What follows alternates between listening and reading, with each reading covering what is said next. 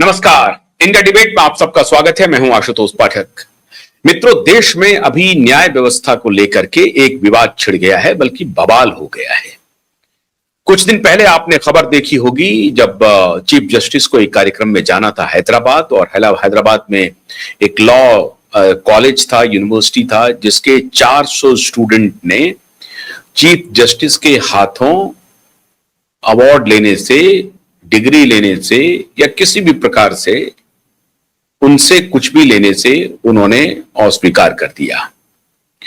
और उसके बाद बार काउंसिल के चेयरमैन श्रीमान मनन मिश्रा जी ने एक लेटर लिख दिया, एक आदेश दे दिया कि वहां के बच्चों का जो रजिस्ट्रेशन है वो नहीं करेंगे। फिर विवाद हुआ, भारी भद पिटी श्रीमान मनन मिश्रा जी की। इतनी आलोचना हुई कि बाद में उनको माफी मांगनी पड़ी। चीफ जस्टिस ने भी प्रतिक्रिया दी। वो भी बड़ी तल्ख टिप्पणी कर रहे थे कि मनन जी अपना काम क्यों नहीं करते हैं, आप एक प्रकार से क्यों आप इस तरह की प्रतिक्रिया देते हैं। ठीक है, स्टूडेंट ने इस तरह से किया है। आज इस पूरे मुद्दे पर बात करने के लिए ये जो पूरी घटना घटी है, इसका निहितार्थ क्या है, ये पूरी घटना कह क्या रही है, और आने वाले दिनों में क्या न्याय व्यवस्था को अगर दुरुस्त होना है तो इनके जो स्टेक होल्डर्स हैं उनकी अपनी साख का सवाल है। अब स्टेक होल्डर्स कौन है? जजेज हैं। भाई कोर्ट किस लिए होता है, कोर्ट बनता कैसे है? तो जजेस होते हैं, एडवोकेट्स होते हैं, बड़े बड़े अटॉर्नी, जिसको आप वकील एडवोकेट जो कह लीजिए, वो होते हैं। फिर बाकी जो रजिस्ट्रार्स वगैरह होते हैं, और फिर बिल्डिंग होती है। ये सब कुल मिलाकर के एक न्याय व्यवस्था बनती है, न्यायालय का मंदिर बनता है। उनके ऊपर बहुत ही गंभीर आरोप लग रहे हैं। बच्चे अब रिवोल्ट कर रहे हैं, स्टूडेंट रिवोल्ट कर रहे हैं। क्या ये परंपरा पहली बार हुई है? इसकी नींव डली है, परंपरा तो ना कहें, ये घटना पहली बार हुई है जो आगे चल करके ये परंपरा बन जाएगी। इन्हीं सब मुद्दों पर बात करने के लिए जाने माने एडवोकेट मुंबई से जुड़ रहे हैं श्रीमान घनश्याम उपाध्याय जी। एडवोकेट घनश्याम उपाध्याय जी, बहुत बहुत स्वागत है। घनश्याम जी, आपका हमारे शो में आप दोबारा आए हैं, बहुत बहुत स्वागत है।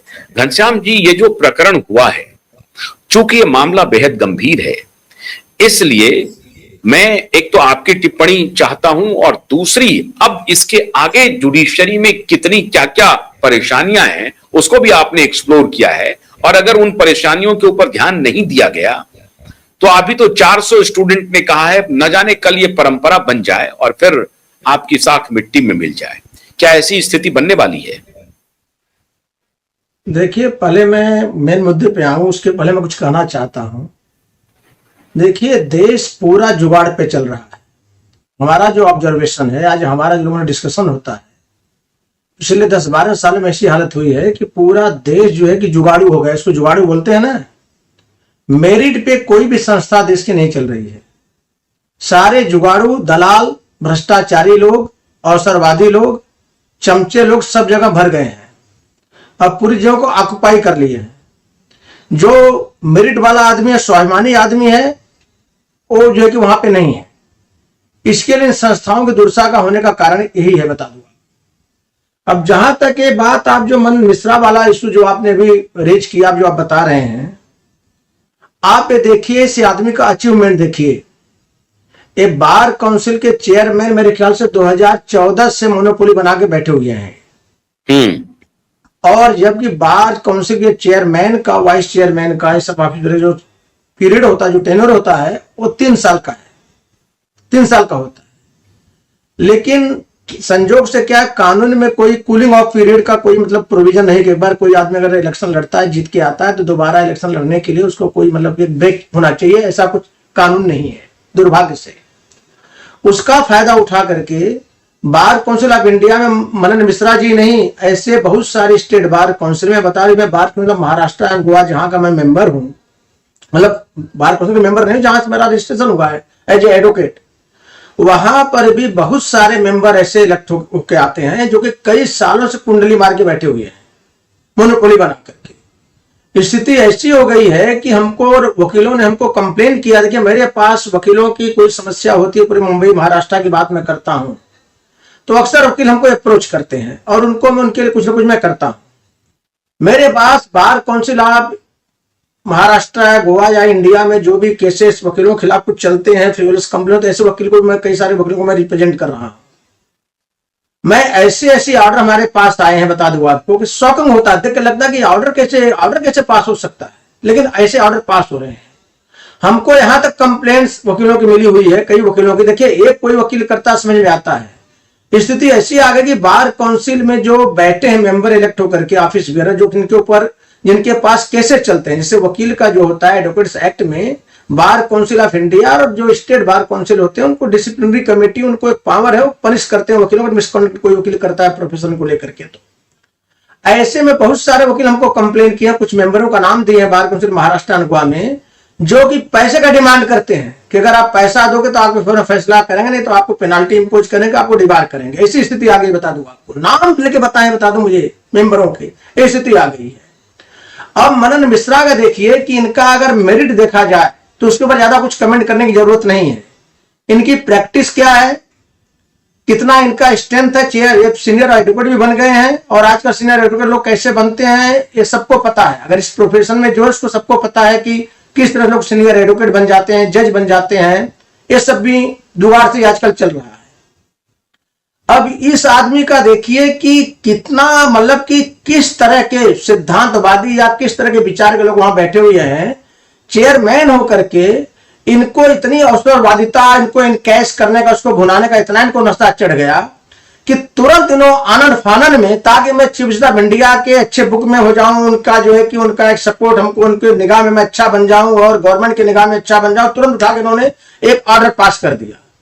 और हमको जहां तक पता, हमने इंक्वायरी तो नहीं किया, लेकिन जिस तरह से इन्होंने किया है, जो दिख रहा है, उससे हमको लगता है कि इनका एक खुद का डिसीजन था। जो एक रूल्स होता है कि मीटिंग बुलाना, नोटिस देना, डिस्कशन करना, रेजोल्यूशन पास करना, जितने जल्दी इन्होंने किया है, ऐसा मुझे लगता है इन्होंने ये सब कुछ किया है। तो अगर देखा जाए तो मनन मिश्रा ने यहां खुद ही बहुत सीरियस मिसकॉन्डक्ट किया हुआ है। एडवोकेट्स एक्ट के हिसाब से सीरियस मिसकॉन्डक्ट बनता है कि ये बार काउंसिल आपकी वपनसी नहीं है, आपकी प्रॉपर्टी नहीं है, एक इंस्टीट्यूशन, एक संस्था है, इसके रूल्स रेगुलेशंस है, ये स्टेटरी बॉडी है वकीलों के लिए। तो आप इसको अपने पर्सनल फायदे के लिए सारे कानून कायदों को ताक में रख करके रूल्स को आप करोगे तो परमिसिबल नहीं है। इनके खिलाफ तो एक्शन होना चाहिए, सीरियस एक्शन होना चाहिए। He himself should be debarred, क्योंकि उन्होंने मिसकंडक्ट किया हुआ है। अब उसके बाद देखिए चीफ जस्टिस साहब ने जो तुरंत रिप्लाई दिया, देखिए सूर्यकांत साहब का भी बहुत सारे चीजें पब्लिक डोमेन में हैं, उनके कई सारे जो है कि कंडक्ट भी देखिए सामने आए हैं। आप अनुपुर शर्मा का केस आपको पता होगा कि इस तरह से उस महिला को उन्होंने जवाब दिया जब उसकी हियरिंग आई थी, और ब्लेम किया था कि भैया तुम्हारे एक स्पीच, तुम्हारे एक स्टेटमेंट जो देश पूरा, मतलब कि देश में पूरा आग लग गई है। इनसे पूछा जाए कि भैया आपने क्या किया, आपके तो स्पीच पे पूरा सरकार, पूरा देश में बवाल मच गया, एक पार्टी तक बन गई, बता दी आपको, और इतना बड़ा बवाल मचा। तो इन्होंने क्या किया, देखिए ये जो दिख रहा है कि चलो चीफ जस्टिस ने बड़ा अच्छा कर दिया, एक अच्छा कुछ नहीं किया है, ये भी अवसरवादी बने हैं। अब क्या है, इन्होंने अपने एक इमेज मेकिंग के लिए कोई अवसर मिल गया। मनन मिश्रा को इन्होंने जो है कि क्रिटिसाइज किया, क्रिटिसाइज किया, अच्छी बात किया, लेकिन इसमें भी कोई मतलब ऐसा मत सोचिए कि नहीं कोई बहुत बड़ा इन्होंने मतलब कि बहुत महानता का काम किया है। ये मामला को डाइल्यूट करना चाहते थे और फिर बच्चों को इनवाइट कर देना कि आओ सीधा तुमको मैं सुप्रीम कोर्ट में एनरोलमेंट करूंगा, फ्री लीगल का मैटर दूंगा,